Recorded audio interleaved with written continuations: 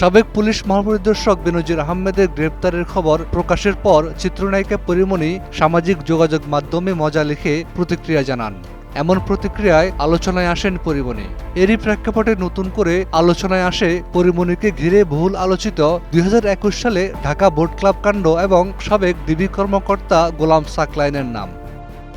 সরকারি সূত্র জানিয়েছে, ঢাকা মহানগর পুলিশের গোয়েন্দা বিভাগের সাবেক অতিরিক্ত উপকমিশনার এবং বর্তমানে ঝিনাইদহ ইন সার্ভিস ট্রেনিং সেন্টারের অতিরিক্ত পুলিশ সুপার মোহাম্মদ গোলাম সাকলাইনকে বাধ্যতামূলক অবসরে পাঠানোর চূড়ান্ত সিদ্ধান্ত নেওয়া হয়েছে।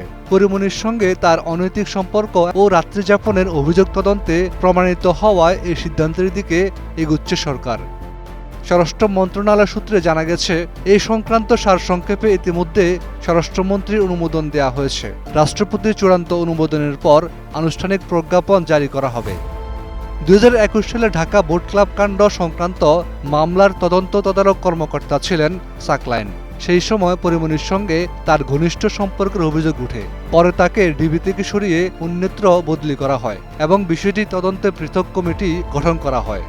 তদন্তে মোবাইল ফোনের কল রেকর্ড, মেসেঞ্জার ও হোয়াটসঅ্যাপে কথোপকথন, সিসিটিভি ফুটেজ এবং বিভিন্ন সাক্ষ্য প্রমাণ বিশ্লেষণ করে দেখা যায় তাদের সম্পর্ক পেশাগত সীমা ছাড়িয়ে ব্যক্তিগত ঘনিষ্ঠতায় রূপ নিয়েছিল। প্রতিবেদনে আরও উল্লেখ করা হয়, বিবাহিত ও এক সন্তানের জনক হওয়া সত্ত্বেও পরীমনির সঙ্গে ঘনিষ্ঠ সম্পর্ক বজায় রেখেছিলেন সাকলাইন। এমনকি নিজের সরকারি বাসভবনেও পরীমনির অবস্থানের তথ্য তদন্তে উঠে আসে। তদন্ত কমিটির মতে, একজন দায়িত্বশীল পুলিশ কর্মকর্তা হিসেবে তার এই আচরণ সরকারি কর্মচারী বিধিমালার আওতায় অসদাচরণ হিসেবে গণ্য হয়েছে। ফলে শাস্তি হিসেবে তাকে বাধ্যতামূলক অবসরে পাঠানোর সিদ্ধান্ত বাস্তবায়নের প্রক্রিয়া এখন চূড়ান্ত পর্যায়ে রয়েছে। Desk report, ২১ television.